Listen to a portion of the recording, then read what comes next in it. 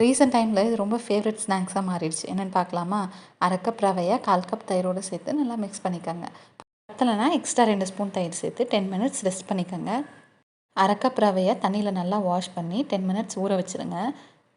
தண்ணி இல்லாமல் அவலை தனி செப்பரேட் பவுலில் எடுத்து ஊற வச்ச ரவையை இது கூட சேர்ந்து சப்பாத்தி மாவு பதத்துக்கு பிசைஞ்சு வச்சுக்கோங்க. உப்பு கொஞ்சமாக சேர்த்து நல்லா பிசைஞ்சு 10 மினிட்ஸ் ஊற வச்சுருங்க. கையில் லைட்டாக தண்ணி தொட்டு ரவுண்டாக சின்ன சின்ன பால்ஸாக எடுத்துக்கலாம். லைட்டாக அதை ப்ரெஸ் பண்ணி நான் எடுத்துக்கிட்டேன். இல்லைனா உங்களுக்கு பிடிச்ச ஷேப்பில் கூட நீங்கள் பண்ணிக்கலாம். ஈவினிங் டைமில் சாப்பிட்றதுக்கு இது சூப்பரான ஸ்நாக்ஸாக இருக்கும். இதை ட்ரை பண்ணி பார்த்துட்டு எப்படி இருந்ததுன்றதை சொல்லுங்கள்.